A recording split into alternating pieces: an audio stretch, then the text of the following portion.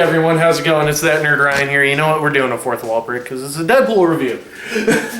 And today we're reviewing Deadpool and the Wolverine, which we saw, well, Aaron saw twice.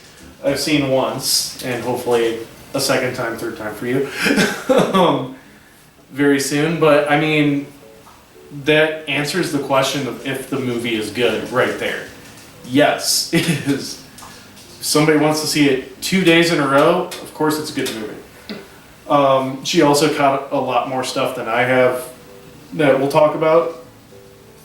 But we're going to probably just share our non-spoiler opinions first, and then I'll give you guys a big warning, and then we'll talk spoilers. Because of the movie, the non-spoiler talk is going to be very short, because there's a lot of stuff that happens in this that even if we mention one thing, it's going to spoil a lot.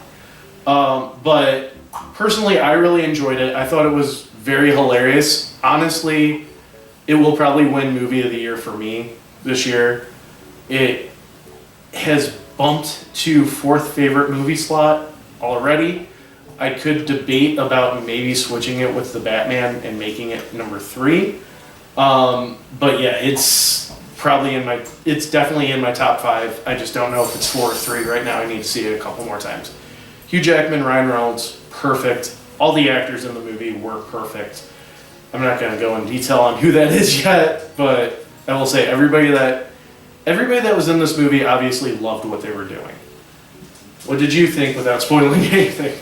I loved it. It was a very Deadpool-themed movie, and it felt like a Deadpool movie, a little bit toned down, but I still loved it. Yeah, I mean, there were cracks about it being a Disney movie. Throughout the whole thing. Throughout the whole thing.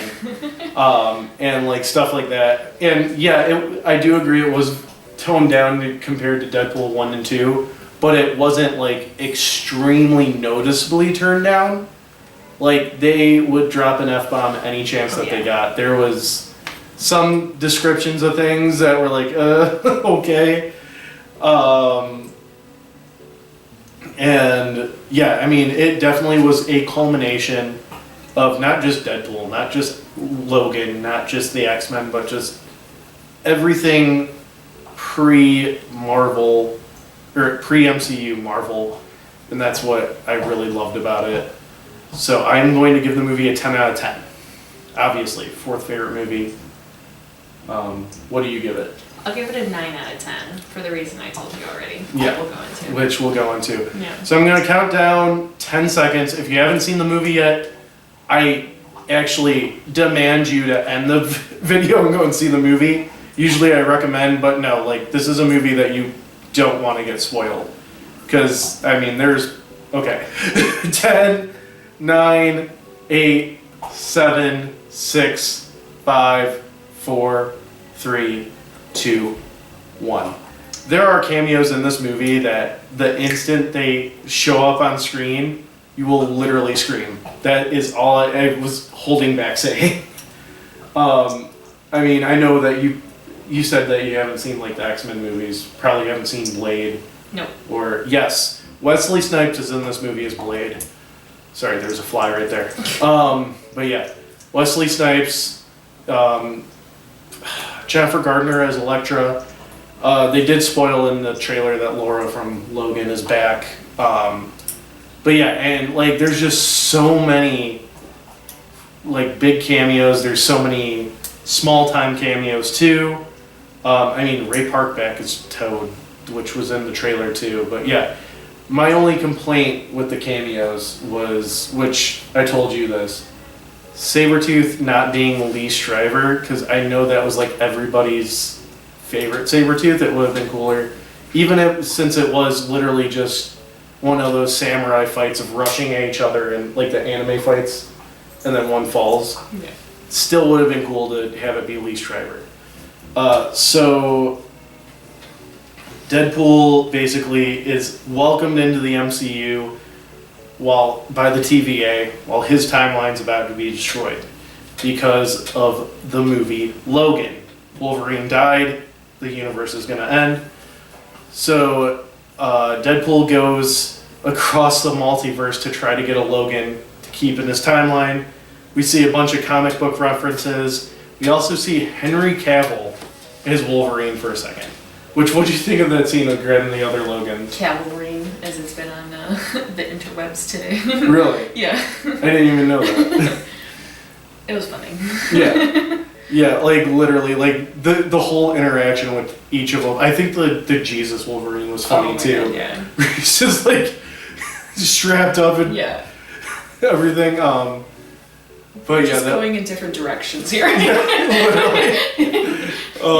But yeah, no, and he ends up picking the worst Wolverine. Which when they said that, I thought it was going to be like a joke at X-Men Origins Wolverine's expense.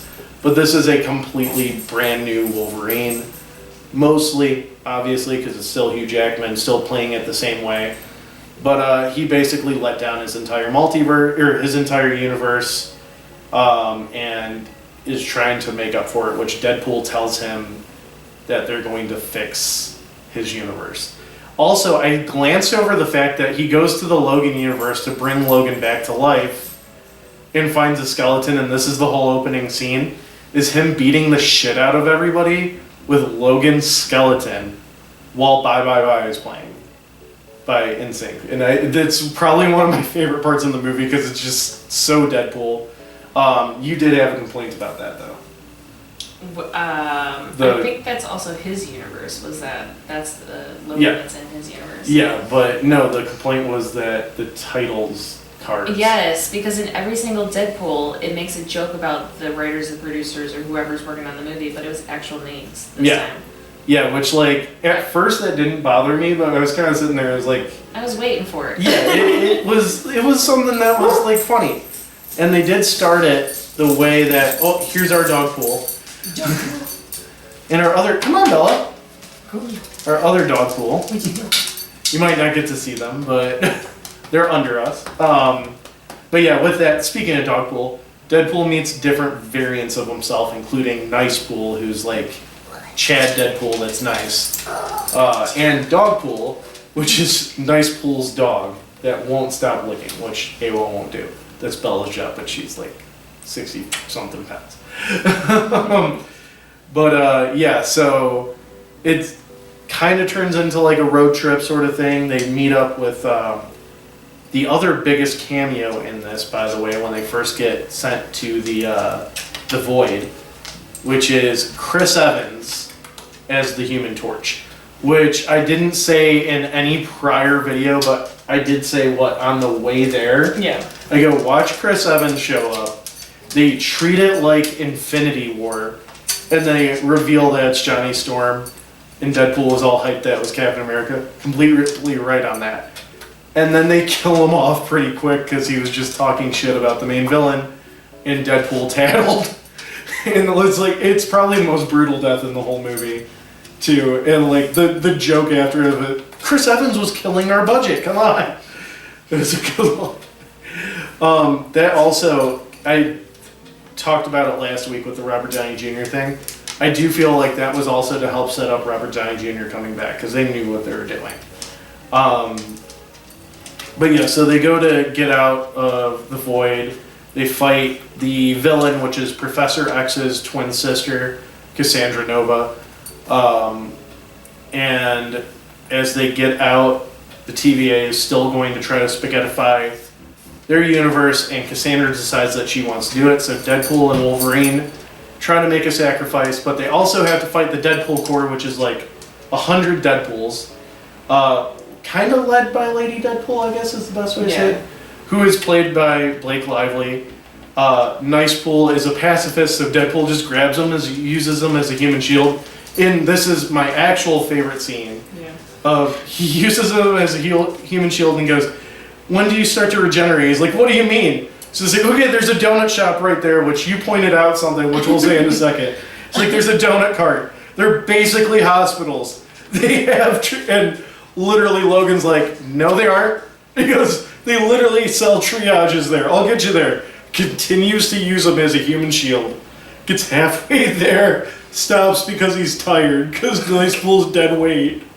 And then tells him he's going to survive, his head blows up. He gets him over there, continues to do CPR until Logan stands up with Dogpool. Everybody freaks out. It's like, okay, we need to like not shoot the dog. It's too cute. Walks over, sees him doing CPR. But what is over by the donut stand, babe? Literally, I think it might actually be behind him as he's doing CPR, is a freaking like medical booth stand that says medicine sold here. Yeah, so, and also I think the other funniest part is he's using him as a human shield, even though Deadpool could regenerate from, So yeah, that's the other funniest part about that whole scenario. But yeah, so it ends with them being back in their Fox universe, Logan staying with Deadpool, and them being happy. Which I did glance over another major story beat that we were just talking before we shot this kind of fell through in both of our opinions. And to me, it's probably the only complaint, like real complaint about the movie. But we also did skip over that Deadpool tries to become an Avenger literally 2 months before the snap and talks to Happy. And why we held off on saying that is because it affects his relationship with Vanessa. Him and Vanessa broke up. It's not fully explained why, because there's an unreliable scene of their breakup because it's manipulated by Cassandra. It could possibly have been said or what she was thinking, or it could have been just Cassandra manipulating it. But Deadpool being affected of not being an Avenger kind of makes him put away his costume and become a car salesman. And Vanessa's like really upset that he's not doing anything, basically. And the way that they show it in Cassandra's way is that she just says, you know, you don't fucking matter. Which, yes, we're swearing in this video. It's a Deadpool thing. Yeah. But yeah, it says, you don't matter. And, like, he does say she doesn't say that, but, I mean, again, she could have been thinking it or whatever. It feels with how the two of them were in the previous two movies. It didn't make sense. And it honestly very much reminded me of, like, Thor Love and Thunder. Of, like, somebody, the writer, the director being like, you know what? Deadpool and Vanessa aren't good for each other, so we need to have them break up. And, like, you could say that it was the weight of supposed to be the weight of, like, why he's doing the stuff he's doing.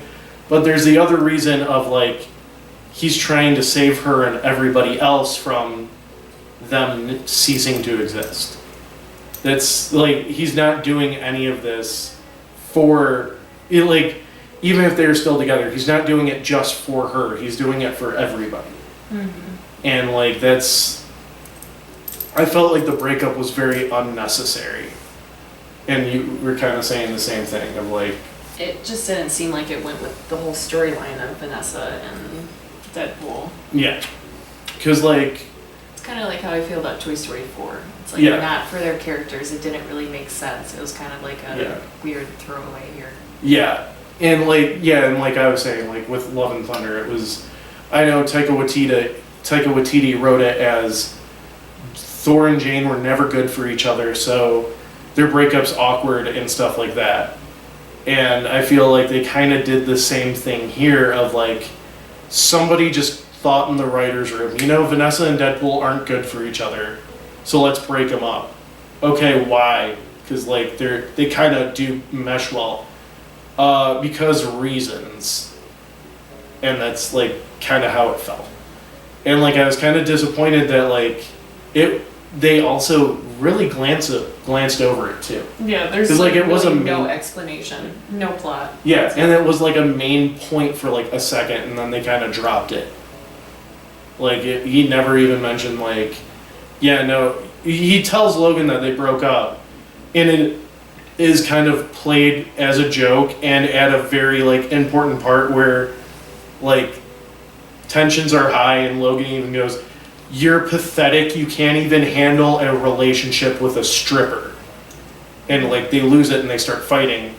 But, like, I mean, like, it was more played as, like, a joke of, he's a mess up sort of thing. instead of like for the actual story. Like you could even change that to be like, you're so pathetic that you can only manage your relationship with a stripper, which I guess could be a problematic line, but still at the same time, like, yeah, they could have, it was unnecessary. But yeah, again, I do give the movie a 10 out of 10, and you give it a 9 out of 10, so that's a 9.5 out of 10 from the both of us. We hope you guys enjoyed the video. Sorry for the week delay. 1, we were busy. 2, I wanted to make sure that, you know, like, people were able to see the movie. And 3, I don't know what was more bigger, this movie or Robert Downey Jr. coming back. So yeah, hope you guys enjoyed the video. Be sure to leave a like, comment, subscribe, ring that bell. Follow me on all my social media down below. It's That Nerd Ryan, Awa, and Aaron. signing off. Have an amazing night.